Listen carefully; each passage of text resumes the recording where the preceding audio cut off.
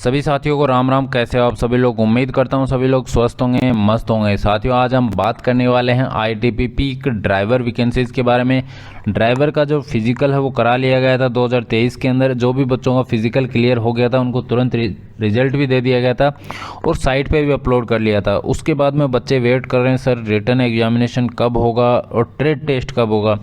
लेकिन बच्चों, आपको मैं बता दूं, अभी उसके सिलेक्शन प्रोसीजर में कुछ चेंजमेंट किया गया है, एक बड़ा बदलाव किया गया है, जिसके कारण बहुत ज़्यादा वैकेंसीज के ऊपर इफेक्ट पड़ेगा और जो उन बच्चों के ऊपर इफेक्ट पड़ेगा जिसको रियल में इसकी ज़रूरत है, जो रियल में इसकी तैयारी कर रहा है और जो ऐसे ही तैयारी करके एग्ज़ाम दे रहा है, उसकी जो भीड़ है वो पूरी तरीके से छट जाएगी। इसके बदलाव के कारण ये पूरी भीड़ है अलग हो जाएगी। जो रियल में तैयारी कर रहा है उसी को जॉब पूरी मिल पाएगी। अभी देखिए, आप आईटीबीपी की साइट पे जाओगे, इसके अंदर लॉगिन करोगे। लॉगिन करने के बाद आपको क्या दिखाई देगा मैं बता देता हूँ। लॉगिन करने के बाद आपको ये चीज़ दिखाई देगी। इसके अंदर पहले जो आप सिलेक्शन प्रोसीजर था वो सिलेक्शन प्रोसीजर में बता देता हूँ क्या सिलेक्शन प्रोसीजर था। ये पूरा दिया गया है कि कौन कौन सा सिलेक्शन प्रोसीजर था। ये प्रोसीजर इसके अंदर है, लेकिन सीरियली मैं आपको बता देता हूँ। सबसे पहले आपका फिजिकल स्टैंडर्ड टेस्ट होना था, फिर आपका फिजिकल स्टैंडर्ड टेस्ट होना था, फिर आपका रिटन टेस्ट होना था, फिर रिटन के बाद ट्रेड टेस्ट। दोबारा बच्चों मैं बता दूं आपको, रिटन के बाद ट्रेड टेस्ट इसके अंदर बोला गया है। ट्रेड टेस्ट के बाद डॉक्यूमेंट वेरिफिकेशन बोला है, फिर डीएमई बोला है और फिर आरएमई बोला है। ये इसके अंदर बोला गया कि ये आपका होना है। लेकिन अभी के टाइम में बदलाव कर लिया गया। जब भर्ती निकली थी तब यही हुआ था कि आपका फिजिकल होगा, रिटन एग्जामिनेशन होगा, फिर आपका ट्रेड टेस्ट होगा। लेकिन बच्चों, अभी कुछ बदलाव कर दिए गए हैं। अभी इस प्रोसीजर में पूरा चेंजमेंट ला दिया है। ये देखिए, आपको जब से लॉगिन करोगे आपको दिखाएगा कि आप कहाँ कहाँ तक क्लियर कर चुके हो। इस बच्चे का देखिए, मैं दिखाता हूँ इस बच्चे ने कहाँ कहाँ क्लियर कर लिया है। इसने फिजिकल इफ़िशियंसी टेस्ट क्वालिफाइड है, ये क्वालिफाइड दिखा दे रहा है, ठीक है। फिजिकल स्टैंडर्ड टेस्ट इसका देखिए क्वालिफाइड दिखाई दे रहा है।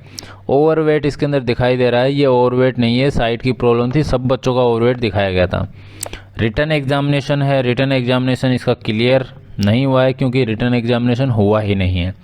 अब इम्पोर्टेंट बात यह आ जाती है, रिटन एग्जामिनेशन के तुरंत बाद डॉक्यूमेंटेशन कराया, डॉक्यूमेंट वेरिफिकेशन करा रहे हैं। डॉक्यूमेंट वेरिफिकेशन के बाद स्किल टेस्ट कराया जा रहा है, फिर आपका मेडिकल हो रहा है, फिर आरएमई हो रहा है आपका।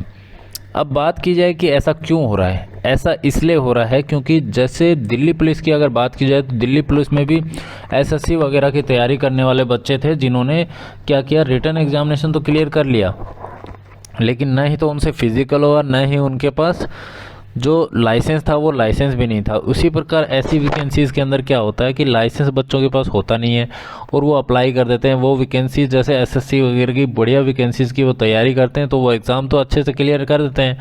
एग्ज़ाम क्लियर करने के बाद में अब वो रह जाते हैं किस में, अब वो रह जाते हैं उनके पास ड्राइविंग लाइसेंस नहीं होता। तो लेकिन वो मेरिट, जो बच्चे पीछे मेरिट में पिछड़ गए हैं, अब मेरिट में तो उन्होंने हिस्सा ले लिया और जिसको रियल में ज़रूरत थी वो तैयारी कर रहा था, वो कोई 0.1 से रह गया, 0.2 से रह गया। जिसको ज़रूरत थी और जो रियल में इससे तैयारी कर रहा था, जो अगर जिसके पास लाइसेंस नहीं है उसको तो वैसे भी ये जॉब नहीं चाहिए, इसीलिए तो वो बस एग्ज़ाम दे के देखते रहते हैं अपना कि हाँ ठीक है एग्ज़ाम हमने दे दिया।